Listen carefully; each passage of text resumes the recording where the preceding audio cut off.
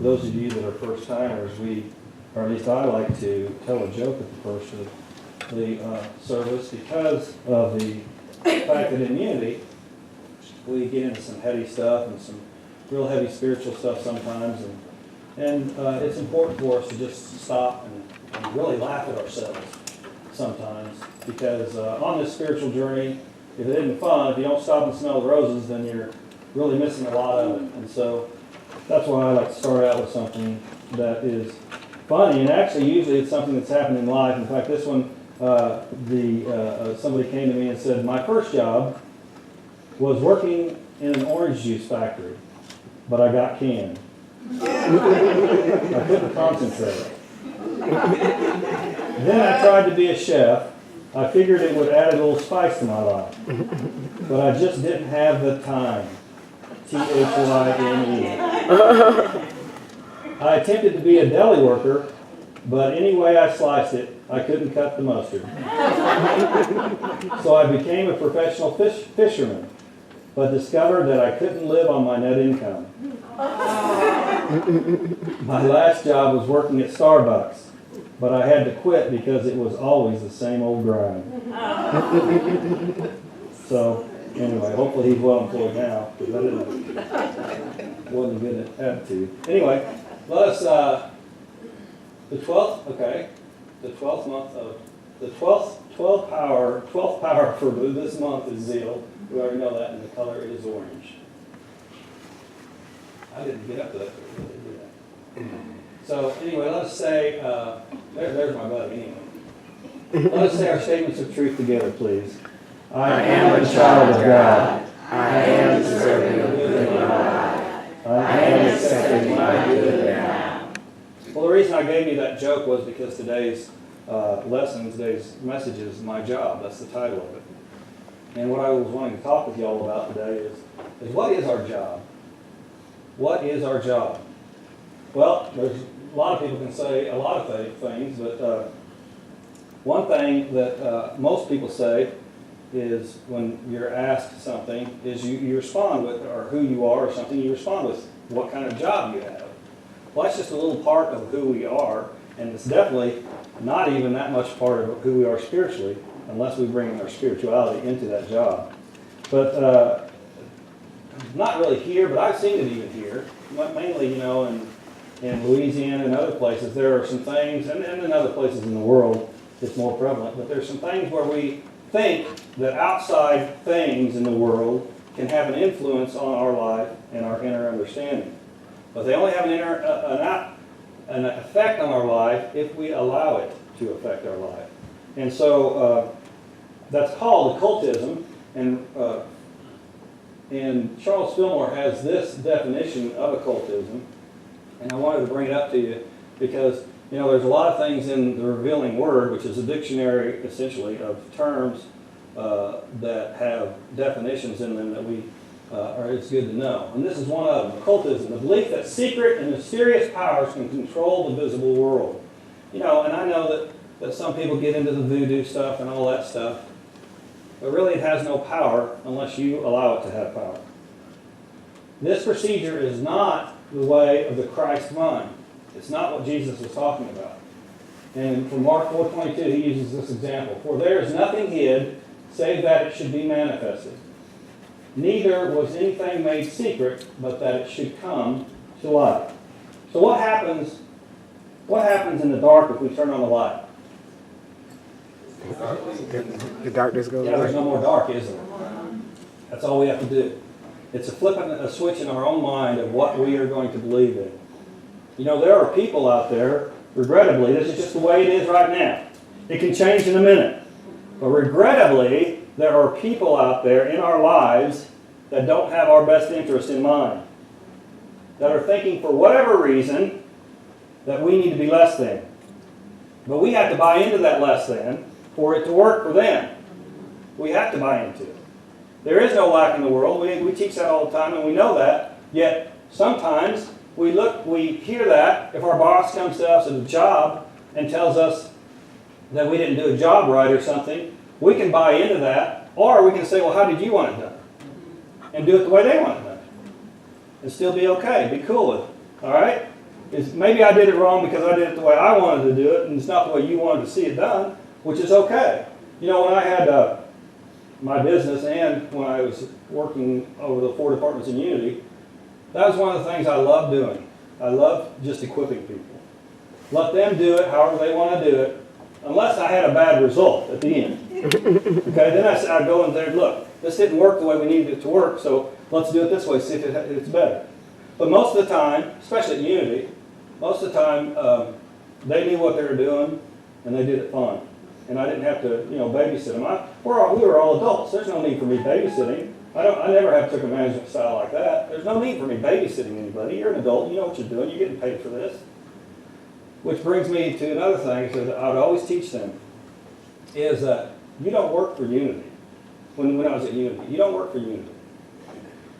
You are a contractor with your services just happen to be at Unity. You are selling a set of services that you have to Unity at this time. That set of services are very valuable. You need to know that those set of services are valuable because you can sell them a lot of places other than Unity. Of course, a lot of Unity people didn't like me saying that, but it wasn't against Unity. It wasn't a knock against Unity. It was building up the individual that had those services, that could do those things, because that was what was important anyway. They have something to offer, but it could be offered to more than just one place. So it really had nothing to do with Unity. It just happened to be there at the time, okay? So, anyway, we've got to get any lack out of our mind on that. Our job is a lot of different things. There's a test, or not a test, but a exercise that a lot of, maybe y'all have done it before, a lot of people do in not only spirituality exercises, but also sometimes, that's where it's mostly done, but sometimes even in building up people, they do this. And asking, who are you? And so, like I said a minute ago, when somebody asks who you are, I usually say, like I had a degree in my undergraduates in accounting. So if somebody would ask me who I was, maybe I could say I'm an accountant. Well, that's what I do. That's not who I am. That's what I do. So maybe somebody would say, who are you? And you'd say your name. Well, that's the name that you are going by, and that's the name that most of us were given by our parents, or we have changed to whatever we wanted to, but that's just something to identify us. It's not really who we are. But so what you do in this exercise is you ask, who are you? And then people will write down an answer. Then you ask the same question, who are you? And somebody will put down like an occupation or whatever. You ask it again, who are you? And they may put in an attribute of yourself. You go deeper and deeper into this. So like we're on the third time around, maybe this is say, you see how it switched to, I am I am a child of God. Okay, so now we're getting more to the crux of the matter. Then this is what Charles Fillmore though says about this exercise, but he said this before this exercise was around. So what is the object of our existence? The immortal concept of the object of our existence is personal pleasure and profit. That's why when we are asked who we are, we sometimes automatically go to that. Now I'm not saying this is the human condition. This isn't human nature, okay? I want to make a clarity right now, okay? This is the human condition right now. It can change. Hopefully our human condition is going to change to our human nature because, it doesn't bother, I guess it does bother me a little bit. But, when somebody does something wrong or something, or somebody does something that we don't look good upon, sometimes people will say, well, that's just human nature. Well, it's not human nature. Human nature is to be good. You're created as a child of God. You're created in the image and likeness of God. So you only have good in you at your nature. That is who you are.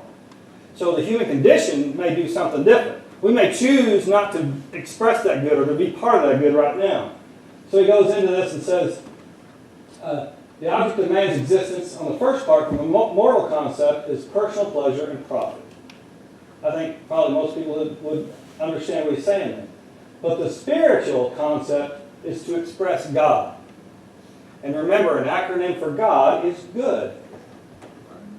God is good and only good, period. Well, Warren, how come bad things happen? Well, first of all, we named them bad. But let me tell you, God is a yes God. And God only says yes. If I say I'm going to create this beautiful relationship with all of y'all and we're going to love each other and everything's going to work out great, God says yes. If I come up here and say I'm going to lie to these people, I'm just going to twist it around and do whatever I want, God's going to say yes. Right. But see, I hope that you guys, if I ever do that, say, hey, don't be giving me that stuff. Really? Oh yeah, Doug Marr says we will. So I don't even go there. But on the fourth time when we ask, who are you? You get to a point where you say I am, and the I am is in the way it's supposed to be, all caps, because when we say I am, this is something that Fillmore was big on. And you know, it's funny because when I was working, I was in charge of publishing when I was at the village. And a lot of things would come down to me that they were wanting to print, of course. And some of them I would edit. I wasn't an editor. I wasn't supposed to edit, but this is probably the only thing I think I did edit. Is when Fillmore was quoted as saying I am, they would always, not always, but a lot of them would write I, capital I, and then AM. I would always capitalize the AM. Because when Fillmore was strong on saying, whenever you say I am, you are talking about the Christ of yourself. You are talking about the truth of you.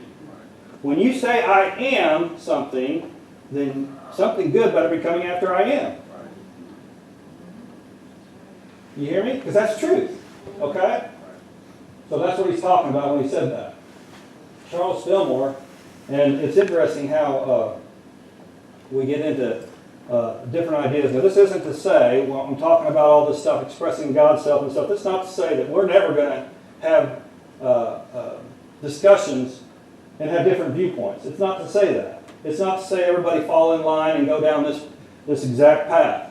That is the beauty about our own spirituality. You think God expresses only in one way? God expresses in numerous ways. That's why we all look different. It's wonderful. Look at all the faces around you. All the shapes, all the sizes, everything. It's all God. It's a different expression of God. Different isn't bad. Different is good. And so, when Charles Fillmore, this is funny, I know that a lot of people won't know this, Dr. Annamite, but this is old stuff that I kind of get into sometimes. Charles Fillmore, when he was preaching, Ernest C. Wilson was one of his early ministers. And Ernest C. Wilson had the big church on the plaza. And Ernest C. Wilson and Charles Fillmore did not get along all the time. Not in I don't like you, but in theological discussions. And you know what? It's so funny because even though sometimes those discussions would get maybe even a little heated, Charles Fillmore always, when he had a class one time, and of course this was not Wilson people, but people that were newer, but into unity, he asked a question in a class, and somebody answered the question, and Fillmore said, well, where did you hear that? He said, well, I'm quoting it from what you said last week, from what Fillmore said last week. And Fillmore said, well, that was last week. I got a different idea this week. So Fillmore was always wanting us to grow. Okay? It's not that idea he had last week was wrong. It was just where he wasn't last week. You know what I'm saying? Okay? Things change in our life, and we look at things differently. I know on the physical plane, there used to be, and I think it came up not too long ago, the physical plane, I used to think that, this is when I was young, and really didn't know better, to be quite honest. I used to think, the kids that got in trouble, yeah, there was all that talk, at least at that time. This is probably 10, 20 years ago, 20 years ago. Yeah, okay, 30 years ago. Anyway, however long ago it was, when kids would get in trouble, I kind of bought into that idea. Well, the parents really need to be held accountable too. I bought into that idea. Now, some of you may still think that way, and that's cool if you do. But I've got some kids that I I hope I'm not accountable for what they're doing. Amen. I love them. I love them. I love them. Love them. Love them. And, I'm not making their choices anymore. So it doesn't change my love for someone just because we disagree. I may want the best for you, but if you go out and do something that's not the best for you, I'm still going to love you, but man, I wish you wouldn't do that. You know? Anyway, Ernest C. Wilson had the big church in the plaza, and it is a big church. It's, I don't know how many square feet it is. It's huge. Anyway, it's very large, and so they were very prominent. He was very prominent also. In fact, probably just during that time, probably just as prominent as Fillmore. But, he had gotten his degree or his ordination from Unity, from Fillmore. So anyway, they had these lively discussions sometimes, but it was interesting to me, and this has nothing to do with other, because this guy's not related to me, but Ronald M. Potter, who just made his transition this last week, was one of Wilson's associate ministers at that time. And so it was just interesting to me, but he's no relation to me. Not that I know of. So we get into my job. Well, what is my job? We're told to love each other as a brother. Well, and the story about my brother's keeper and Cain and Abel, everybody's heard that, or I'll remind you of it here in a minute if you haven't, or if you don't remember it. But are we our brother's keeper? Well, you can answer that both ways in a way. Like I just said, I love you, and I'm not making your choices for you. Heck, I don't make the right choices for myself sometimes. I'll admit it. But Cain and Abel, if I turn that back on, is in Genesis chapter 4. You should know that, or you do know that. You just don't remember where it is probably. But Genesis chapter 4. And Cain and Abel asked the question, am I my brother's keeper? Well, how did he ask that question? What do you mean? Well, this is Cain answering God. This is after Cain slew Abel, killed his brother, and God comes down and sees Cain. It says, or comes down. I don't know how you say that. I mean, some of the Bible is funny. It's just funny. Anyway, God was there supposedly. I mean, where was he before? I don't know. But anyway, God was there and said, Cain, where's Abel? He said, I don't know. What am I, my brother's keeper? And he says, well, the blood, Abel's blood, cries to me from the earth. And so God knew that Cain had slew Abel. And so, am I my brother's keeper? And God didn't really answer there, but knew the answer. Knew what had happened to Abel. So, this is just something to add on. Why does everybody forget about Seth? Cain and Abel, everybody knows about Adam and Eve having Cain and Abel, but everybody forgets about Seth and the others, so the others weren't even named. But, Seth goes on in the same chapter. Why I put that up there really was Seth goes on in the same chapter, and the rest of that chapter is lineage. And so you hear, somebody begot somebody, and that's the stuff of the Bible that you kind of go to sleep on, but you're really supposed to know. Anyway, okay.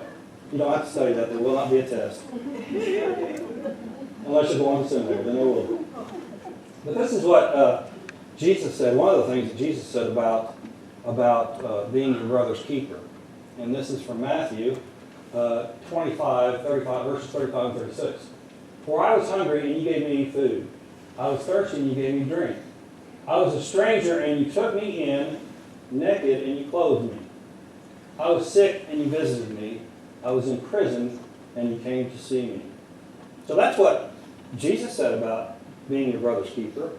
Well, what does that mean exactly, though? So are we supposed to go to visit all the prisoners? Are we supposed to, wait a second before you answer that. Are we supposed to go visit all the prisoners? Are we supposed to go take in every stranger that comes to us? Are we supposed to, I hope that we can throw somebody that's naked some clothes. But, you have to know them for that. But, some of this is kind of like, yeah, I'd feed somebody that's hungry. Yeah, I'd give somebody a drink. Sure, I would, no matter whatever. But this is important, what goes on later. Or actually before this, you have to know the context. In Matthew 9:4-8, Jesus said this. And Jesus is talking to the Pharisees. And he said, but Jesus, perceiving their thoughts, said, why do you think evil in your hearts? He had just done something good, yet he had done it not according to their laws and not according to what they say is right, kind of like us doing the job the way we thought it should be done, and our boss not liking it. But these guys were, in control of the Jewish faith at the time, so you had to listen to them, and you pretty much better answer them. So he said, why do you think evil in your hearts? For which is easier to say, your sins are forgiven, or to say, stand up and walk? But so that you may know that the Son of Man has authority on earth to forgive sins. This is talking about these things and greater I can do later on. Okay, this is one of the things, though. He then said to the paralytic, stand up and take your bed and go to your home. And he stood up and went to his home. So people forget about this discussion that was going on when the paralytic was supposedly healed by Jesus. But the paralytic, you see what the paralytic did? He didn't listen to that discussion of lack. He didn't listen to that. He felt Jesus' power, and now he felt, I want to get this straight because I don't want people to get confused on this. He felt his own power that Jesus had awoken in him. Jesus, don't freak out, new people. Jesus did not heal anybody. Jesus sparked the Christ within everybody that was healed. Because Jesus talked about the Christ, but didn't say, I am the Christ and I'm the only one. He said, you have this within you too. And all we're doing is talking and awakening that more in you and more in me. And when I awaken that in you, you can be totally healed. That's how Unity started. Unity started with Myrtle Fillmore totally talking to each cell in her body to heal. It's okay. I have thought of you in the past with lack, but now I know better. Now I know that you can heal from within out. So he goes up and he went home. When the crowd saw it, they filled with awe, and they glorified God who had given such authority to human beings. And you don't hear people talking about that part of that story. Who had given such authority to human beings, do you? Yes. No, it's only people that, of the cloth can do these things. And you all back there, you just come along, I'll take care of you. But that's not true. That's not what Jesus said. That's not what Jesus said at all.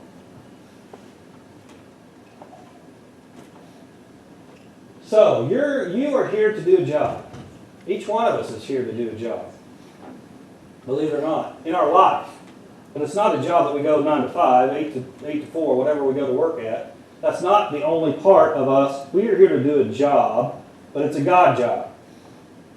And the God job that we're here to do is to love and support those who are on a spiritual path. Now, it doesn't mean that we forget about the others.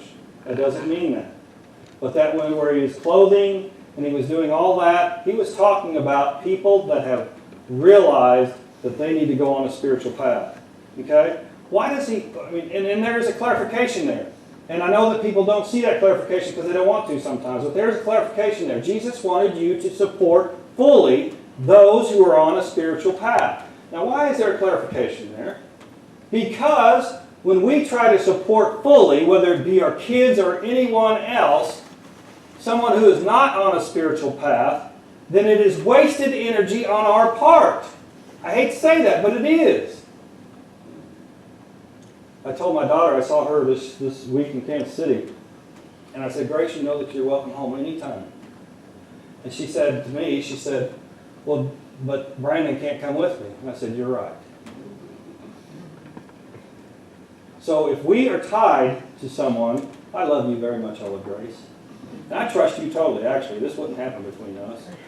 But, if you and I are tied together so much, and you decide to go down an unspiritual path, and I don't want to go with you, I have to let you go.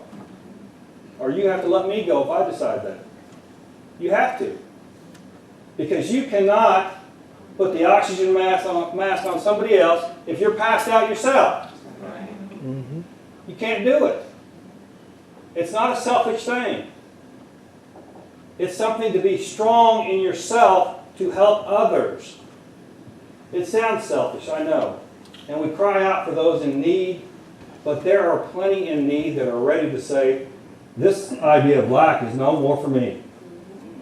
There are plenty in that position. Now, I'm not talking about just the neighbors we know. I'm talking about the whole world. There is a world out there that is, I mean, I don't know about you, but I've met and had friendship. Now, I've had some others too, not near as many, but I've had plenty of Muslim friends over my time that have been nothing like you see in the news. Nothing. The majority have been that way. And then I've been on a radio program with one that was that way. He was, if you don't believe in Islam, then you need to die. But you know what? I don't need to waste I did waste my time on that radio show doing that show. But I don't need to waste my time with that anymore. You're where you are because that's where you have chosen to be. And I don't need to waste my time, or you waste your time, on others that aren't on a spiritual path, because it is a waste of breath, to be quite honest. Now, they will hear it from some other way.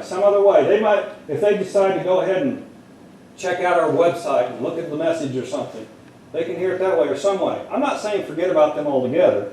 I'm just saying, and this is important too, I guess, I may need to be clear on it. Know that the Christ is within them also. And that spark can come into a flame at any time also. But there are people in the world that are yearning for that flame, that have a spark, but don't know where to go. And that's our responsibility. That's our job. To allow them a space, a place, an ear, a voice to talk about that and say, hey, you're right. You do have the Christ. You did read that in the Bible, and that is the Christ within you. That is what Jesus was talking about. The Christ in you, your hope and glory. So this is what we need to do. And see those who aren't on a spiritual path, I just said that, as if they were on a spiritual path. Your thoughts, though, matter very, very, very much. Your thoughts matter. When I think about my daughter or anybody else, I love the heck out of her. You know, I would do anything for Grace. Anything. Except something that's not in her best interest. But all I can do is see the Christ within her and know that that's going to wake up. That's all I can do. Each of us, like it or not, especially as a parent, we'd love to put them on the right path, but we can't. They have to make their own choice. They have to make their own choice.